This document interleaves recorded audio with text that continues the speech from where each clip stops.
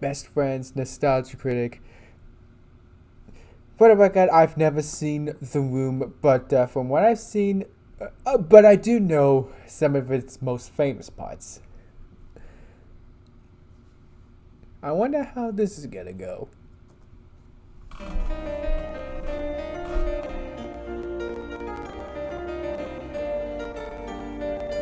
Oh boy.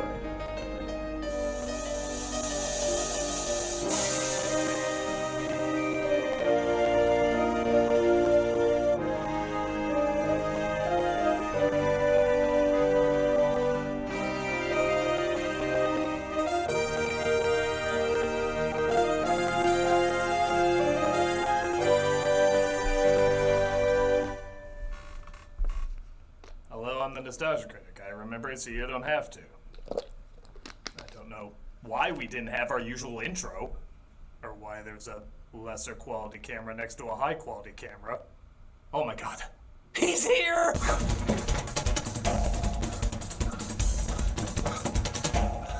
Oh, hi, Critic. You look different. Tommy, what goddamn so?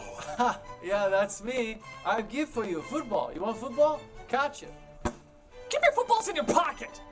Why'd I say that? That's terrible! Yeah, relax, Critic. It's okay. You look good. Anyway, how is your sex life? How'd water even get in my mouth? Relax, Critic. We've been having so much fun with him. Yeah, Tommy, say the thing. What thing? The line. Oh, the line. Well, I need to have emotion. I did not hit her. It's so true. It's bullshit. I did not hit her. I did not. Oh, hi, Mark. Oh my god, he said the thing! Look, this is official merchandise water bottle. RoomMovie.com. Yeah, look, it's real thing. It's real thing. Isn't he the best? Don't talk too much. No, this is always what he does. First he's cool, then he's not. Then he's cool, then he's not. Then he brings up the room and everybody just forgets everything. Wait, that's not true, is it, Tommy? Okay, quiet. Look, I have a gift for you. Football. Look, Critic, a football! Yeah, heck, you do give us a minute. Oh, wow, you chicken. Cheep, cheep, cheep, cheep, cheep, cheep, cheep, Yeah, you're the first ones to do that. Go! cheep, cheep, cheep, cheep, cheep, cheep.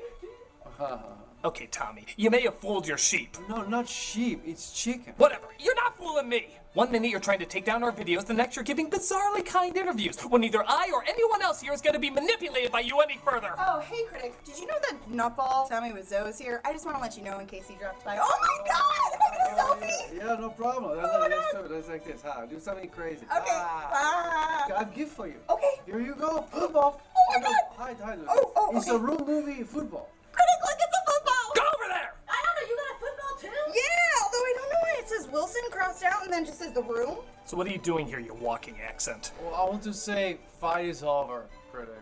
I'm sorry. Okay, everything is fine. Yeah? What's the angle? Not angle. I want to show people I can do more than just a room. You know, I'm a very versatile actor. No, you can't, Tommy. You can only do less. Far, far less. Well, I disagree with your negative statement. Right there, I stop you right there, you know? With proper studio, big shark, director, camera, I can do anything. I can do superhero, I can do dolphin, I can do anything. And we show you now, we make new movies. I'd like to believe you, Tommy. Actually, no, I wouldn't. But regardless, you've gone back and forth so much. Well, believe nothing, okay? I can show you it will happen, and it will happen. Aye, there's the rub. As I think both you and I know, nobody is patient enough to put up with your insanity anymore except him.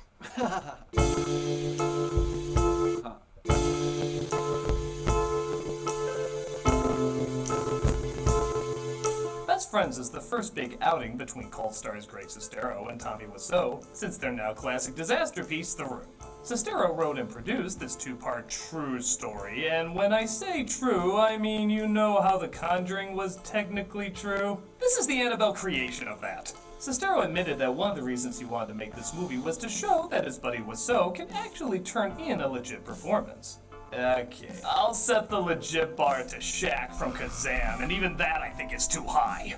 Anytime these two are together is guaranteed to be weird, but isn't an entertaining kind of weird, a passionate kind of weird, and most importantly, a different kind of weird than what we've seen in The Room. Well, even if that's not the case, I think you get over it. You're tearing me apart, Lisa! Hey, Critic, go watch the movie. Do your job. You're just standing like Statue of Liberty. Well, I guess it only figures to give this movie a fair shot. Let's take a look at best F parentheses R and parentheses Eanes. Oh, now I get it. The film starts off with an actually beautiful looking shot. Well, scrap that conspiracy theory. As we see Sestero waking up covered in blood, not remembering what happened. So how most actors wake up in LA. He plays a man named John, who seems to be a driftless wanderer begging for money on the street, and I'm just gonna say it, he is way too good looking to be your run-of-the-mill beggar. I mean, there's living on the street every day, and then there's Captain America got a little dirty. You can practically see the cologne label under him. Oh my god, that is the hottest homeless man I've ever seen in my life! I can't bear telling my significant other I've had thoughts about someone else. It's okay, love. This obvious homeless man has been catching my eye, too. Hey, sweetie, you want to play Truth or Dare? What's up? He comes across Wiseau driving a hearse and wearing platform shoes, because we'd be concerned if he didn't enter the movie like that. As he asks for help carrying a coffin into Pee Wee Herman's funeral parlor. Not too close, okay? It may bite you. Oh, well, I'm so sorry about your family. I cannot help you ninja karate, but guess what? You know what? I can give you a job. Come on, help me with this. Actually, are you sure they didn't accidentally cast this backwards? I can much easier see him waking up on the street covered in blood. You will now meet my friend, Mr. Lester Green. He took bullet for his wife. He saved his wife. In answer to your biggest question about how do you make such an unbelievably strange man a convincing character, you just write him as an unbelievably strange character. The next one is very brutal. We have to do something special for him for funeral, okay? He can be Marlon Brando or Tupac Shakur. Now, the comedy of The Room came from Tommy trying to convince us he's a normal guy and spectacularly failing. Here, the comedy comes from how weird Tommy is, which is a very easy thing to convey. He plays an undertaker named Harvey, who has a passion for fixing dead people's faces. While he doesn't say it well, he does say it convincingly. At least, in the strange environment the film's established. I have to change this. I have to give him beautiful face. Gary Grant or James Dean, that's what he needs. Don't be scared, Ninja Man. I need your help. Pass me the middle one. Even if I never knew who Tommy Wiseau was, I'd say this was good casting because his delivery is just so strange. But the character is so strange. His foreign accent, you know, the American one, just adds another layer of mystery to what this guy is about. Even though he's clearly not good at communicating, you still buy that he's passionate about communicating. Sestero plays the opposite. He barely talks throughout most of the film. Anyone with sense would tell you giving the majority of dialogue to this guy would not be the wisest move. But Sestero's quiet stares mixed with his own mysterious background constantly has you asking, who are you supposed to be afraid of? They're both odd in their own unique way, not knowing which one you're supposed to be rooting for, which one to be terrified of, perhaps maybe one of each, or neither. And yes, when they're supposed to be funny, they are pretty funny. I give you face of Jesus, King of Man. In the name of the Father, Son, and whatever. I know tomorrow you'll be talking. I know that already. Hey, that's not. Harvey decides I'm to not give John laughing. some money and doesn't even ask him about his blood-stained shirt. Heck, he just gives him a new one. The bloody t-shirts. Take this one. I always have backup in case of blood. It's surprisingly on me often. Ooh, it's a Christmas movie. Actually, don't give them ideas. John sees an ad about gold and thinks back to the gold tooth that Harvey pulled out. After this interesting encounter, Gold? I heard it's going up. I sold mine. well, now we know what happened to Emilio Estevez. So after those words of wisdom, John gets a shave and a haircut, and tries using his voice again, which he hasn't utilized, presumably since all the dialogue he had in Patch Adams. Can I help you? Can you help? Can you give me a job? And I'm just hopeless at this time. Again, I feel like this is normal for how most actors practice getting work in LA, even down to being under a bridge. Oh,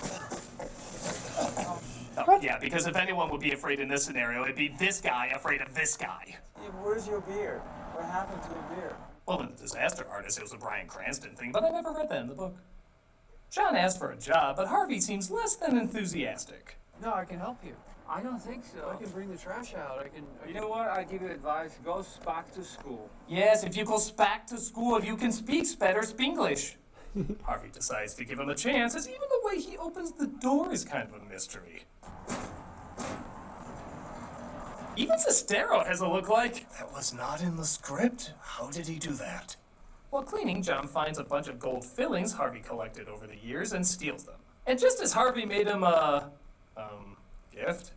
I made it. Can I have it? Sure. It's you. I can't believe it's just an incredible artist. It's the most touching and terrifying thing I've ever been given. Thank you.